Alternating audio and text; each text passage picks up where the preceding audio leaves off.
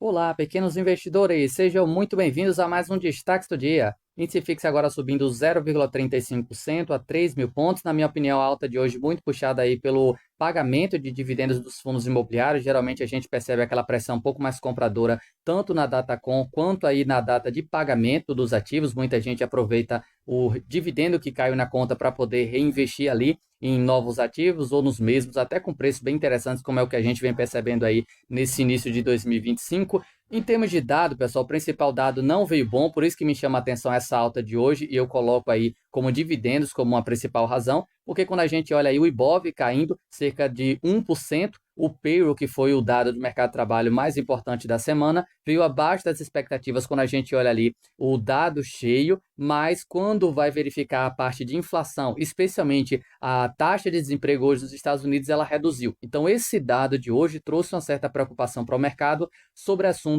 inflação e, consequentemente, aí quando que o Fed vai poder cortar juros.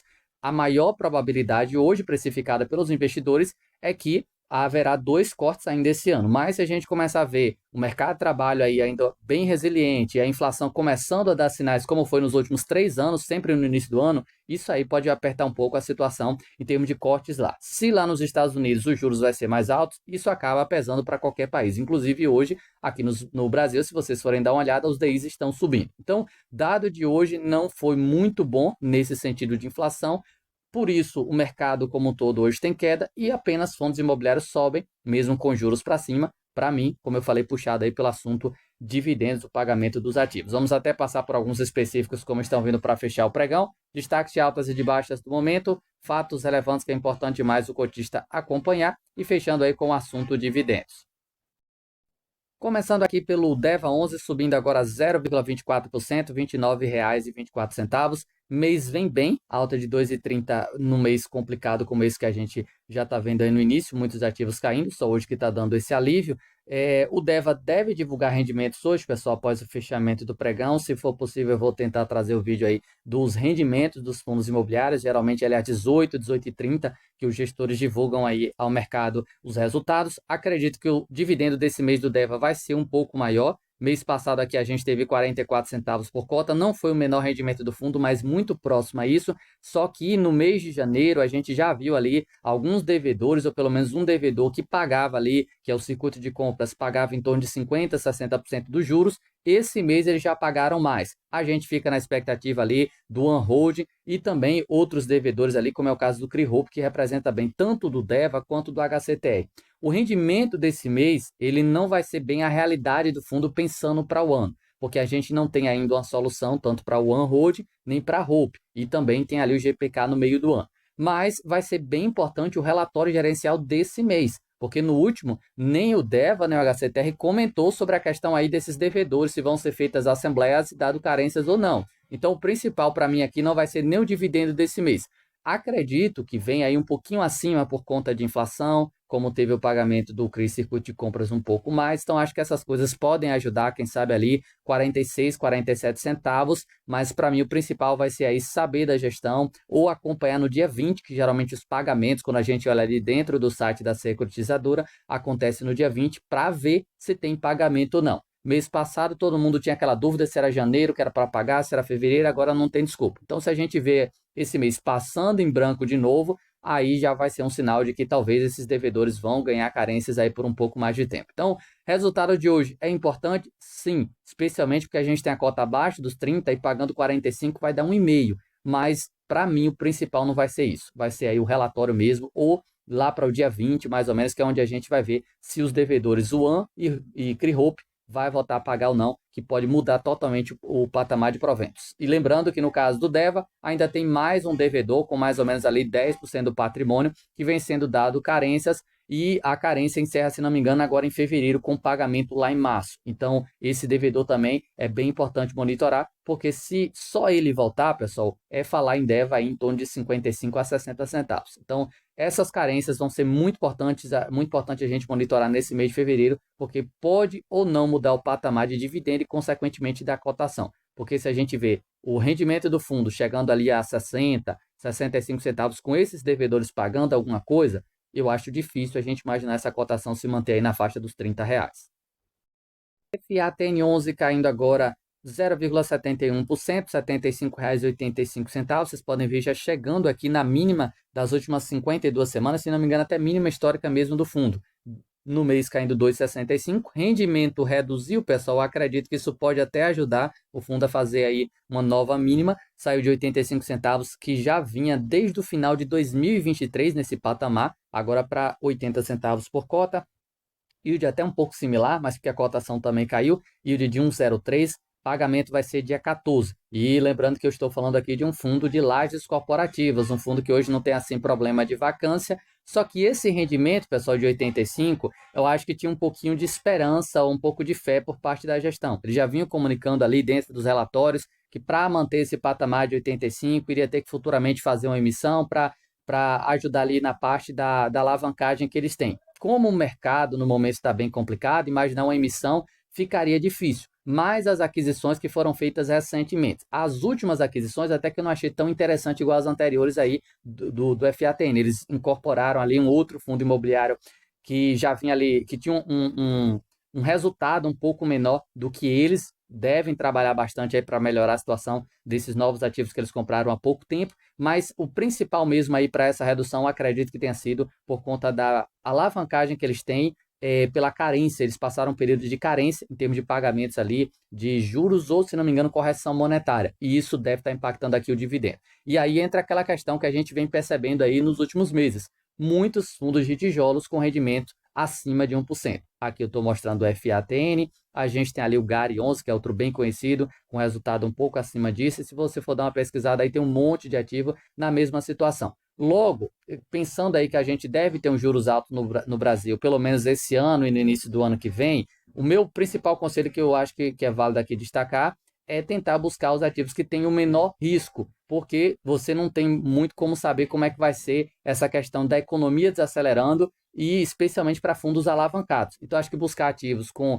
baixa alavancagem, que não tenha problema de vacância, que os contratos sejam longos ou atípicos com bons inquilinos, eu acho que vai fazer bastante diferença, porque ativo, fundo imobiliário de tijolo com rendimento alto, hoje você tem para escolher aí, como diz no meu interior, a torta à direita. Então, a oportunidade é o que não falta no nosso mercado aí, e acredito que por conta dessa redução, o mercado pode até bater um pouco aí na cota do FATM, que tem uma tese que eu acho muito boa. Vocês olharem ali, a tese dele, se não me engano, o nome é Plug and Play, e essa tese, basicamente, eles entregam o local ali, o imóvel já pronto para o inquilino, com todos os móveis dentro, eles simplesmente entram e começam a trabalhar. Então, é uma tese que é bem diferente das lajes corporativas normais, que o fundo vai lá e compra o imóvel inteiro, aqui eles compram pequenas parcelas, pequenas partes ali da laje corporativa, e já entrega aquele imóvel pronto para o inquilino poder trabalhar. Essa parte aí a gente vem percebendo que não tem tido problema de vacância, inclusive alguns outros fundos já começam a utilizar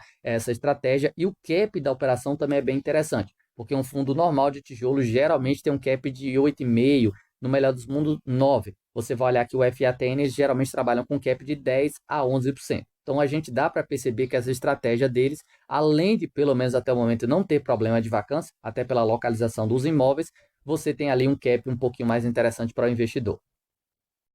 E fechando aqui a nossa lista com um dos principais destaques de alta hoje no índice FIX, o VGIP11 Valora CRI, índice de preços subindo 3,83%, basicamente é a alta do mês aí no pregão de hoje. É um fundo que hoje negocia até com desconto bom, e dos segmentos aí, eu acho que um que mais vem me chamando a atenção são os papéis por essa parte. Fundo de papel negociando 15%, 20% abaixo do VP, eu acho que tem que ter problema na história, porque para mim não faz muito sentido. Se você vai olhar o carrego desses ativos, pessoal, geralmente os gestores começaram a colocar a tabela sensibilidade, daqui a pouco eu vou até passar em um aqui, que é bem interessante, que é o Juro 11, vocês vão perceber que a maioria mesmo, seja fundo imobiliário, Fiagro ou Finfra, Fiagro tem um pouco pé atrás com aquela questão do agro mesmo, que ainda vai ser um ano um pouco mais difícil, especialmente nesse primeiro semestre. Mas olhando aí, fundo imobiliário, middle risk, o high grade, e olhando os FINFRAs, que também tem uma boa diversificação, a gente percebe IPCA mais 10, que é uma rentabilidade assim que não é todo dia que a gente vê. Então o VGIP 11 acaba não escapando disso. Vocês podem ver aqui negociando 12% abaixo do seu VP, com quase 90 mil investidores. Vamos passar aqui agora para os destaques de altas e baixas do momento. Temos o VGIP, que é o principal agora já, 3,80 de alta, CCME 2,77, BTRA 2,74, CPSH também sobe bem, 2,23, HSF 2,13, SPXS 2,11. RVBI é que mais cai, 2,12, FATN agora 1,74, RBRF 1,61, Kizu caindo bem depois da boa alta de ontem, MCRE sobe 1,30 e RBRP caindo 1,15%. Se a gente olhar aí, a grande maioria dos ativos hoje tem uma boa performance, dá até para perceber que o que mais cai é o RVBI com 2%. Até há poucos dias a gente via ali muitos fundos imobiliários caindo 3 e 4. Então, acho que hoje é mais por essa questão mesmo de dividendos, muita gente recebendo o dividendo na conta, já reinvestindo. Inclusive, eu fui um desses aí de olho já para poder fazer aportes com os dividendos recebidos. Fiagros, nós temos agora de destaque o BTAG, 16%, um ativo com a liquidez um pouco mais baixa ainda, AGR 5,45, BRFT 2,07, GCRA 1,97, CRA sobe bem, 1,77, e o IAG subindo 1,2. Nas baixas nós temos a IAGR 2,5, VCRA sobe 1,4, JGPX 1%, melhor, cai 1%, LSAG 0,77, CADOL caindo 0,65 e Copa caindo aí 0,61. E hoje nós temos aí também alguns fiagros que divulgam rendimentos. Se for possível, eu vou trazer aqui um conteúdo para vocês, ali às 16, 18, 18h30 mais ou menos, para passar aqui os detalhes em relação tanto aos fundos imobiliários quanto aqui aos fiagros. Vindo aqui agora para os comunicados, eu separei aqui para vocês o relatório gerencial do TRXF11 que eles divulgaram essa semana. Aqui a gente pode ver alguns destaques que a gestão coloca em relação ao fundo patrimonial de mais de 2 bilhões de reais, o último rendimento que foi 93, que é a faixa que ele vem pagando. São 58 imóveis, pessoal, dá para perceber que é um fundo aí, em termos de quantidades muito, são 20 inquilinos, embora tenha aí algumas exposições, acho que eles poderiam melhorar um pouco mais, mas a gente pode perceber que é um fundo com a quantidade de imóveis e inquilinos até bem interessante. Localização dos imóveis distribuída em 3 estados, índice de reajuste é o IPCA e prazos de contratos é até um pouquinho maior ali do que o Gari 11 vem conseguindo comprar. Nós temos aqui 15,3 anos que ele tem vacância hoje, quase que zerada, tanto na física quanto financeira, 0,2 e 0,4. Destaque aqui que eles deixaram, essa parte aqui achei bem interessante. O pagamento será realizado aí, o último que eles anunciaram de 93, pagamento agora dia 14 desse mês. Para o primeiro semestre, que a gente já tem o guidance que a gestão deixa, está projetado entre 90 e 93 centavos por cota. Então, até julho, você que é cotista do TRXF deve receber nessa faixa. Aqui nessa cotação, pessoal, abaixo dos R$ 100, tá um nível muito interessante. É o que eu mostrei ali há pouco do FATN. O que tem de ativo entregando quase 1% ao mês é algo assim que não é todo dia que a gente vê. Então, o fundo deve continuar nessa faixa, sendo que no mês referente a dezembro, a gente teve o pagamento de R$ 2,50, que foi um extraordinário. É provável que lá para o fechamento de semestre a gente pode até ver alguma coisa a mais, dependendo das movimentações da carteira. E aqui tem um ponto bem importante, histórico de 5 anos de listagem do TRXF. Quando você olha ali apenas o dividendo no mês, às vezes você pode acabar tomando decisão errada. O TRXF, raramente você vê 1% ao mês. Raramente, eu não me recordo agora se já teve algum momento que isso aconteceu, levando em consideração um rendimento normal de 90 e poucos centavos. Mas olha o resultado que o TRXF entregou. E destacando que eu não sou cotista do fundo, mas mostrando para vocês que escolher bons ativos ao longo do tempo, isso faz diferença. No dia 23 de janeiro, o TRXF completou 5 anos que foi listado na B3. Nesse período, o fundo apresentou um resultado total, considerando a variação da cota e a distribuição de dividendos, de 61,97% contra menos 3% do índice FIX. Então, olha a rentabilidade que o TRXF conseguiu comparando com o IFIX, que é a média de mercado. E até eles colocam aqui o IFIX só de tijolo. O TRXF teve 61% de retorno, CDI trouxe 40%, o IPCA foi 33%. Então, quem teve olhando aí apenas o IPCA, embora se você olha um título do governo é IPCA+, né?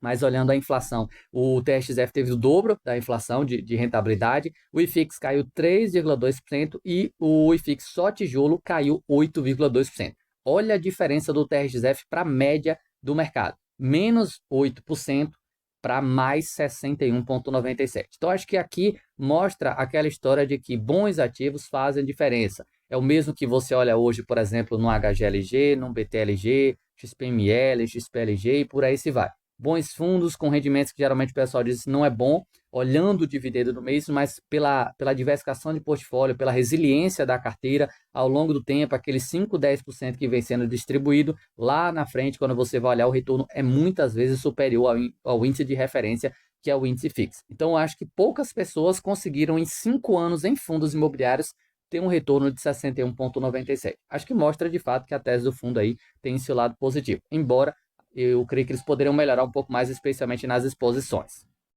Juro 11, eu separei aqui também o RI, o site de RI do Juro 11, e na tela aí vocês podem ver o valor patrimonial por cota. Eu acho bem interessante essa parte que eles colocaram agora no site aqui, antes não tinha, e eu não me recordo de nenhum outro FIINFRA que utilize essa metodologia aqui, porque o investidor consegue monitorar no dia a dia quanto é o valor patrimonial por cota, e no caso do juro, esse VP faz toda a diferença, já que ele distribui se o valor patrimonial for acima de R$ 100.